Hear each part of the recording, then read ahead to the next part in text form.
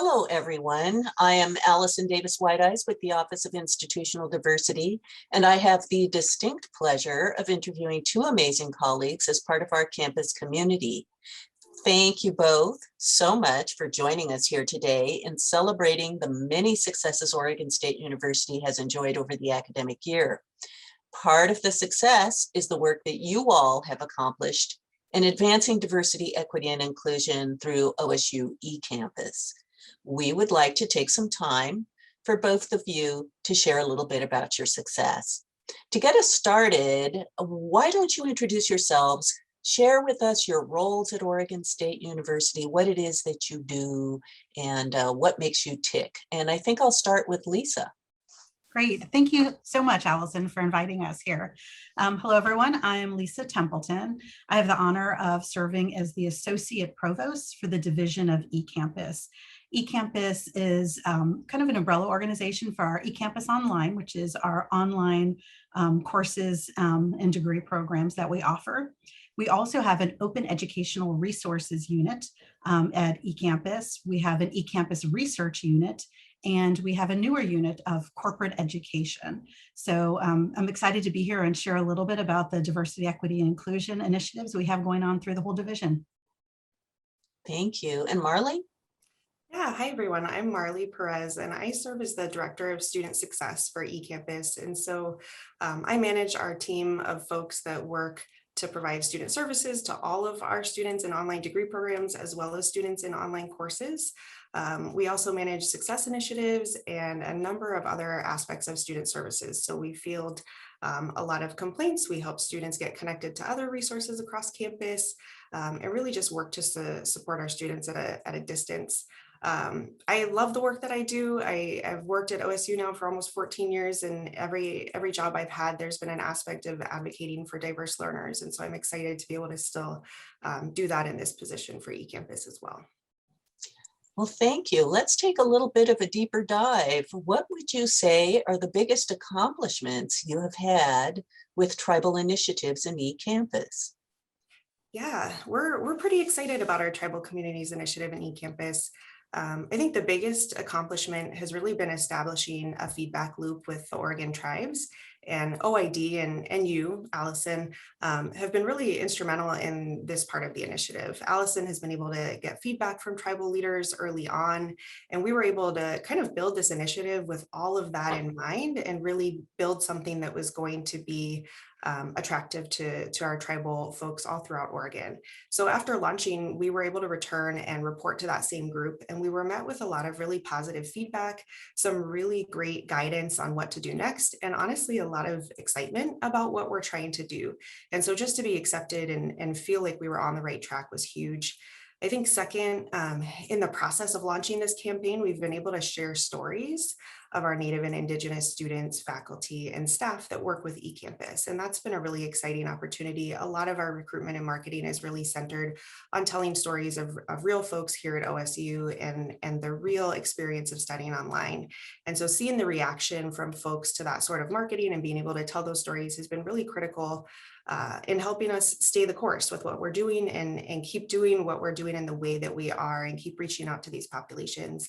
And I think finally, one of the larger accomplishments has been partnering with our Native American Longhouse and Dr. Luhui White Bear. Through that, we've been able to find ways to engage our online learners and the programs that her staff is putting on, and they coordinate so many great events throughout the year. So for our students to have access to that has been really, really awesome. They've always been attentive to Ecampus and our students, and they've worked to include online students as much as they can. But I think this initiative has helped us come together in a different way to expand that access even further. That's really exciting, Marley. What were some of the challenges?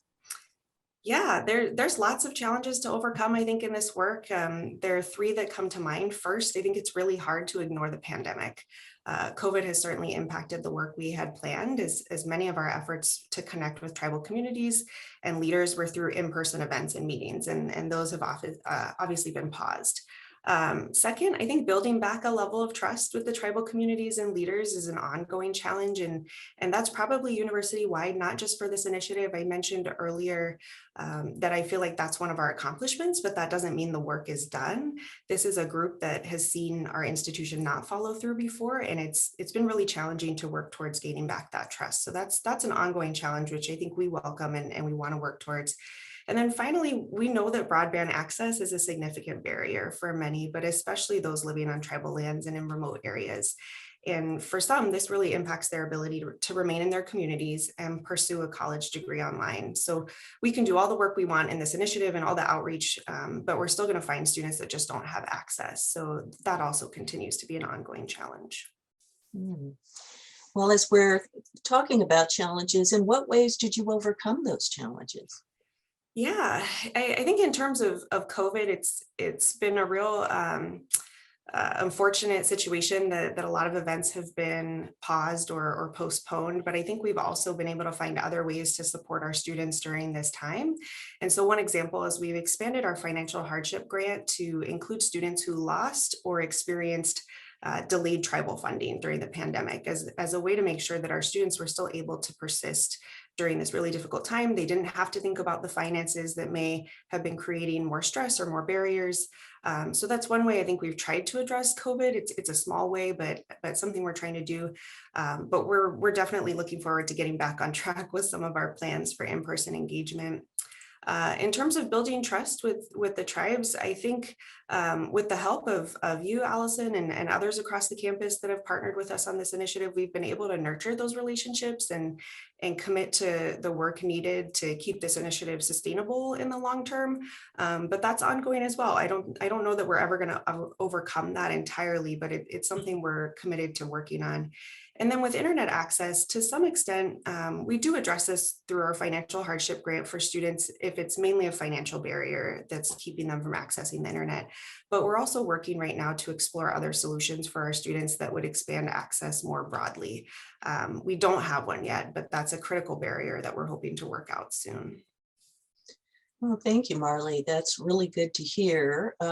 As we think about tribal initiatives in eCampus, let's sort of expand our vision a little bit more. And let's ask what is next for eCampus as regards diversity, equity, and inclusion. And maybe we'll go to Lisa for that response. Yeah, thanks so much, Allison. As you know, at eCampus, we serve a really unique and diverse population of learners. Most of our students are non-traditional. They are working adults, and they're juggling a multitude of family, work, and life commitments.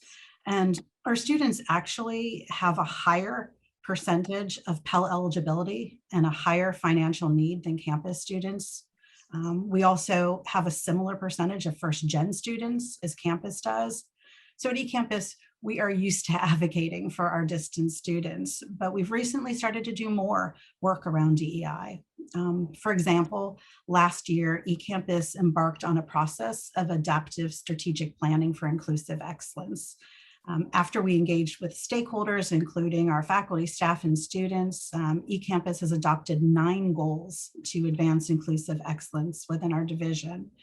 And over the next year, we'll be taking steps to execute the vision for creating diverse, equitable, and inclusive working and learning communities.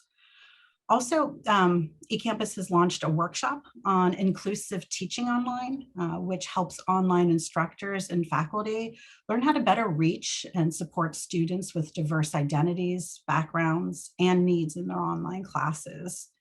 Additionally, our corporate education unit is hoping to work with minority-owned businesses and or organizations that have diverse workforces, and we're really excited about this new initiative. Our commitment to DEI was one of the reasons for launching the eCampus Tribal Community Initiative in 2019 that Marley just talked about. And our future vision for this initiative is big. Marley talked about what we've done, but we're hoping that we can continue building our relationships with tribal leaders. We plan to expand our efforts and explore other partnerships that might help us better serve our Native and Indigenous eCampus students. And I think more importantly, or most importantly, we hope to learn from this initiative, and we really want to extend this work to serve other diverse student communities in the future. Thank you so much, Lisa and Marley. This was a wonderful conversation, and we are just so proud of the work that eCampus has done this past year. It's really an honor to interview you for the State of Diversity address. Thank you again, and have a wonderful rest of your day.